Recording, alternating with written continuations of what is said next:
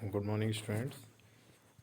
We are discussing solid state, and in previous lecture, you have seen 3D video in which you have known that how we calculate the constituent particles in a unit cell, number of constituent particles in a unit cell, and there are basically two types of unit cell. First one, primitive,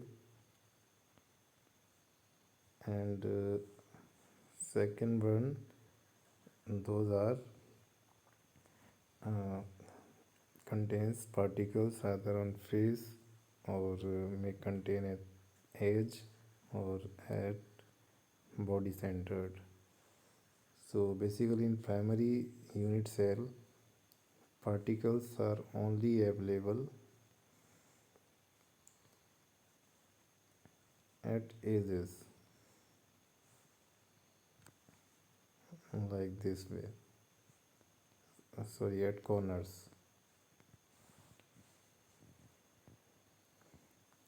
लेकिन जब हम BCC और FCC की बात करते हैं तो वहाँ पर पार्टिकल्स BCC में कॉर्नर्स पे तो होगा ही, एक बॉडी के सेंटर में होगा, इस तरीके से, है ना। और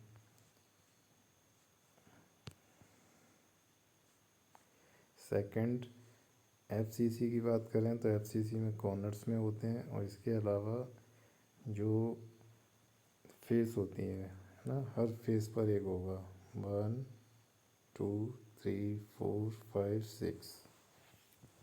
ठीक है, इसके लिए मैंने एक 3D वीडियो ऐड की थी यस्टरडे, उसको आप एक बार चेक करिए, उससे आपको सारा समझ में आ जाएगा कहाँ फेस होता है, किस जगह पर बॉडी सेंटर्ड है, कौन सा एंड सेंटर्ड है, कौन सा एज सेंटर्ड है। ठीक है, आज हम बात करेंगे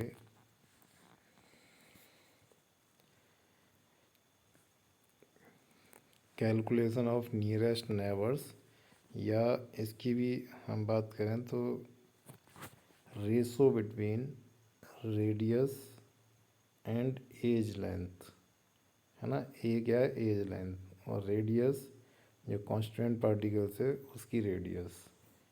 ठीक है, इसमें रिलेशन हमें आज पता करना है। पहले ये थोड़ा बेसिक समझ लीजिए। सिंपल क्यूबिक में atoms at the corner touch each other. जो सिंपल क्यूब होता है, ये सिंपल क्यूब है, इसमें एक कांस्टेंट पार्टिकल जैसे यहाँ पर है, दूसरा कांस्टेंट पार्टिकल यहाँ पर होगा। ठीक है, और इसका ये सेंटर है, इसका ये सेंटर है, ये इसकी रेडियस हो गई और ये इसकी रेडियस हो गई। इन दोनों की रेडियस मिल करके ये, है ना, ये हमारा क्या बना रहा है, एज लेंथ। और ये आर हो गया, ये आर हो गया। तो यहाँ से सिंपल जो रिलेशन आया, और इस पूरे को जो 2r होता है उसको हम क्या बोलते हैं, डायमीटर, है ना।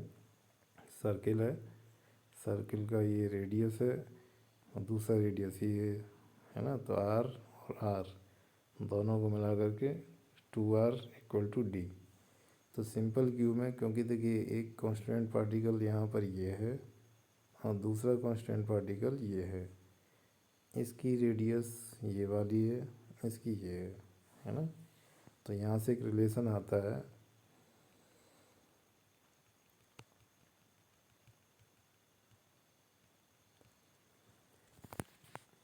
डी हमारा क्या है, डायमीटर। यहाँ से और यहाँ तक की जो डिस्टेंस है दैट्स इज डी, या डायमीटर। और ये एज लेंथ है हमारी A B. D equal to A B equal to A क्या है, एज लेंथ, है ना। ये एज है, ये वाली, ये ए पॉइंट है और ये बी पॉइंट है। इन दोनों के बीच की डिस्टेंस क्या है, ए बी, इसको हम ए बी बोल सकते हैं। और आर क्या होता है, आर डायमीटर का आधा होता है, तो ए का भी क्या हो जाएगा, हाफ हो जाएगा। तो R equal to a by two. यहाँ पर रिलेशन आ गया रेडियस ऑफ कांस्टेंट पार्टिकल और एज लेंथ। एज लेंथ किसकी है, यूनिट सेल की। एज लेंथ किसकी होती है,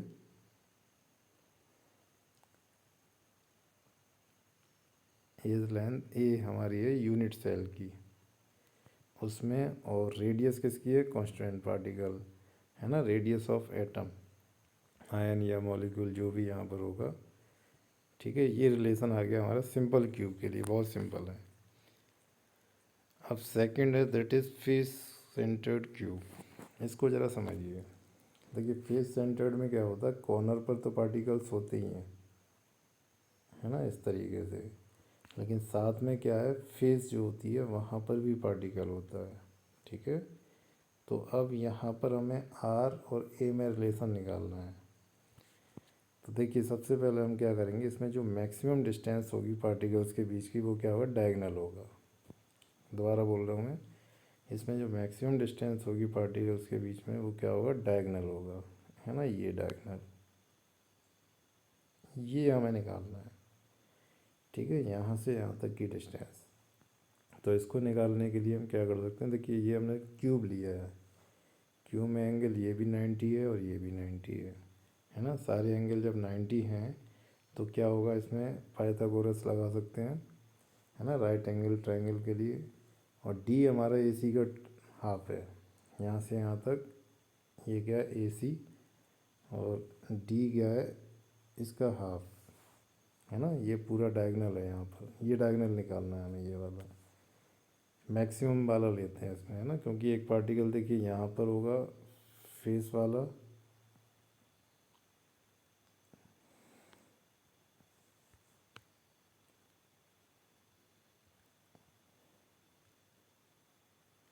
और एक पार्टिकल यहाँ होगा, एक यहाँ होगा, और ये तीनों एक दूसरे को टच कर रहे होंगे।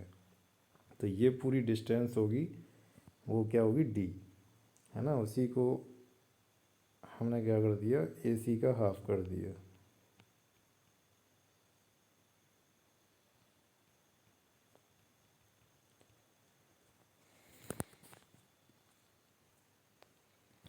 डी इक्वल टू ए सी का हाफ। अब देखिए यहाँ से हमें ए सी की वैल्यू निकालनी है, तो ए सी कैसे आएगा, A B square plus B C square, क्योंकि राइट एंगल बन रहा है बी पर। ठीक है, ए बी हमारा कितना है, ये ए है, ये भी ए है, तो ए स्क्वायर प्लस ए स्क्वायर 2a²। तो यहाँ से ए सी हमारा क्या आ गया, √2a। ए सी क्या आ गया, ए सी आ गया √2a, ये हमारा रिलेशन आ गया। अब देखिए यहाँ से आगे अगर हम आर और डी में रिलेशन निकालें तो दो मेथड है हमारे पास आर और ए में निकालने के। एक तो सिंपल सा ये है कि एक पार्टिकल्स यहाँ है ना, तो यहाँ पर जो पार्टिकल होगा उसके 1 आर होगी और 1 आर यहाँ होगी, है ना। देखिए यहाँ जो पार्टिकल है वो सर्कुलर है, सर्किल सॉरी स्फीयर है ना। तो स्फीयर में ये सेंटर है, इसका 1 आर ये हो गया और 1 आर ये हो गया, है ना, फेस में जो पार्टिकल होगा। ऐसे कॉर्नर पर जो पार्टिकल है यहाँ पर, है ना, ये केवल सिंगल आर को कंट्रीब्यूट करेगा। ऐसे ही एक पार्टिकल हमारा यहाँ होगा इस वाले कॉर्नर में, ये भी सिंगल आर कंट्रीब्यूट करेगा। तो टोटल कितनी आर हो गई, जो सेंटर वाला है वो पूरा उसका डायमीटर होगा 2 आर, एक इस वाले का आर, एक इस वाले का आर, है ना। तो टोटल कितना हो गया, 4 आर। या तो हम इस वाले मेथड से निकाल सकते हैं, है ना, 4 आर जो कि किसके इक्वल है, ए सी के। तो √2a इक्वल टू 4 आर, ये रख देंगे। तो यहाँ से हमारा क्या आ जाएगा, आर की वैल्यू क्या आ जाएगी, आर इक्वल टू √2a/4, है ना। इसमें √2 से ऊपर नीचे मल्टीप्लाई करो, तो देखिए यहाँ √2 से मल्टीप्लाई करेंगे, यहाँ पर भी करेंगे, तो ऊपर हो जाएगा 2 और नीचे हो जाएगा 2√2 सॉरी 4√2, है ना। तो √2 से √2 कैंसिल हो जाएगा, तो ये हमारा आ जाएगा a/2√2। एक तो मेथड ये है। दूसरा देखिए इसमें जो दिया है इस मेथड से भी आप देख लीजिए, डी हमने जो माना है दैट इज़ ए सी का हाफ। डी क्या है, ए सी का हाफ, है ना। ये पूरा ए सी है, इसका जो हाफ है वो डी के इक्वल है। क्यों डी के इक्वल है, क्योंकि देखिए एक डी तो इस वाले सर्किल का हो गया जो फेस में है, और एक आर हमारा ये है, एक आर ये है, तो यानी टोटल कितने हैं, 2D है। कितने हैं, 2D। इसको हम ऐसे भी लिख सकते हैं कि 2D इक्वल टू AC। ठीक है,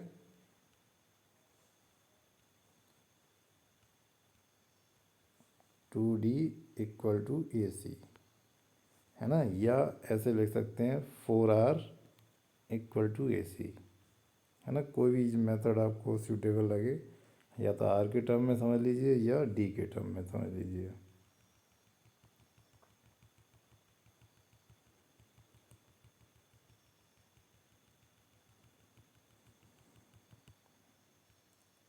अब देखिए, यहाँ से हमारा D आ गया। D क्या है, डायमीटर, AC/2। AC की वैल्यू निकली √2a, है ना। और ये इसका हाफ है तो 2 से डिवाइड हो जाएगा, फिर √2 से ऊपर नीचे मल्टीप्लाई करेंगे, सिंपल मैथमेटिकल एप्लीकेशन है। तो a/√2 आ गया। अब अगेन जो हमारा r है वो d का हाफ होता है, तो d/2 इक्वल टू a/2√2। यानी ये जो मेथड इसमें दे रखा है ना, वो क्या है कि हम पहले डायमीटर में निकालेंगे, फिर डायमीटर से रेडियस में निकालेंगे। एक मेथड ये है कि जब हमारे पास ये AC आ गया, AC हमारा क्या होता है, 4R के इक्वल होता है। कैसे, एक सेंटर में यहाँ पर जो पार्टिकल है उसकी 2R हो जाएगी, यहाँ जो पार्टिकल होगा उसका R हो जाएगा, और यहाँ जो पार्टिकल होगा उसका R। तो 2 + 1 + 1 4R इक्वल टू AC। ठीक है, 4R इक्वल टू हमारा क्या आ गया, AC आ गया।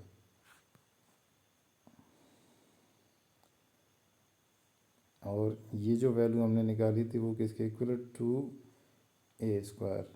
जब इसको हम इसके इक्वल रख देंगे 4R के, तो यहाँ से भी ये वैल्यू आ जाएगी। ठीक है, दो मेथड हैं इसको सॉल्व करने के, या तो आप डायमीटर फिर रेडियस निकालें, या फिर ये जो वैल्यू आई इसको 4R के इक्वल रख दें तो डायरेक्ट रेडियस के टर्म में निकल जाएगा। अब देखिए, इसको करने से बेनिफिट क्या है कि जो कॉम्पिटिशन्स होते हैं उसमें कभी कभी डायमीटर के टर्म में पूछ लिया जाता है, पर बोर्ड में जो आता है वो आपका रेडियस और एज लेंथ के टर्म में आता है। ठीक है,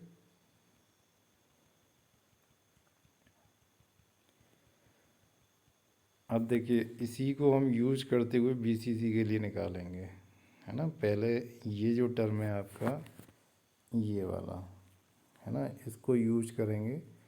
इसको यूज करके हम क्या करेंगे, इसको ही यहाँ पर यूज करेंगे। देखिए क्या वैल्यू आई, AC इक्वल टू √2a आया।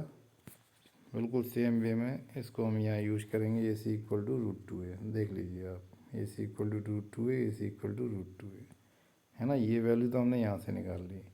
अब BCC में क्या केस होता है कि इसमें जो पार्टिकल होता है वो कहाँ पर होता है, बॉडी के बिल्कुल सेंटर में। तो यहाँ जो मैक्सिमम हम लेंथ लेंगे, है ना, वो क्या होगा, फ्रंट वाले का एक कॉर्नर और बैक वाले का लास्ट वाला कॉर्नर।